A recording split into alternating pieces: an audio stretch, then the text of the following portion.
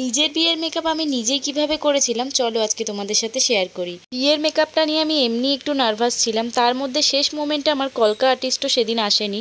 শেষমেশ আমিই সমস্তটা নিজেই করেছিলাম। শেষ পর্যন্ত ভিডিওটা দেখলেই তোমরা বুঝতে পারবে। প্রথমে আমি শাড়ি আর চুল বেঁধে এখানে বসে পড়েছি। শাড়িটা পরতে আমার একটা বান্ধবী আমাকে হেল্প করেছিল।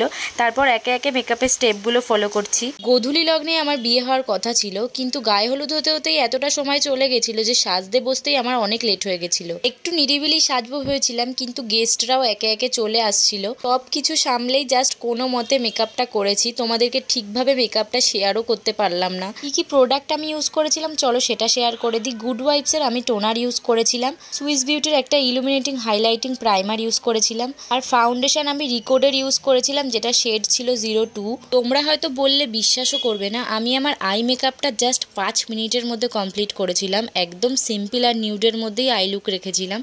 আমার এই সাজটা নিয়ে আমি ভীষণ এক্সাইটেড ছিলাম। অনেক বছর ধরেই এই প্ল্যানিং করে রেখেছিলাম যে এভাবে সাজবো, কিন্তু কোনো কিছুই নিজের প্ল্যান মতন হয়নি।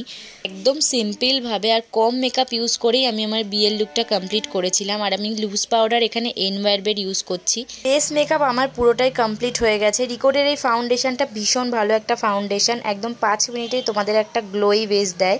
তারপর এখানে বেশি বেশি করে ব্লাশ লাগিয়ে নিলাম আমি, যাতে আমার গালটা একদম টমেটোর মতো লাল লাল দেখায়। তারপর পুরো মেকআপটাকে সুইস বিউটির একটা মেকআপ ফিক্সার দিয়ে সেট করে নিলাম। এবার চলো আই মেকআপটা করতে থাকি, আর সেটা করতে করতে তোমাদের একটা শাউট আউট দিয়ে নিই। লিলি খাতুন আর মানসী রয়, তোমরা এত সুন্দর কমেন্ট করেছো, তার জন্য থ্যাংক ইউ। এবার তোমরা আমাকে প্লিজ ক্ষমা করে দিও, কারণ বিয়ের চাপে পড়ে আমি তোমাদের সাথে পুরো লুকটা একদমই শেয়ার করতে পারিনি। আমি ভিডিও করতেই ভুলে গেছিলাম। বিয়ের লুকটা যদি আবার তোমরা দেখতে চাও আমাকে কমেন্ট করো, তাহলে কোনো একদিন আমি এটাকে আবার রিক্রিয়েট করব। আর এইটা ছিল আমার ফাইনাল লুক। কলকার কথা তো প্রথমেই তোমাদেরকে আমি বললাম। By the way, dot dot Kolkata আমার মুখে কেমন লাগছে অবশ্যই জানিও। লুকটা কেমন লাগলো সেটাও জানিও। ভালো লাগলে রেড হার্ট কমেন্ট করে দিও, সাবস্ক্রাইব করে দিও। টাটা।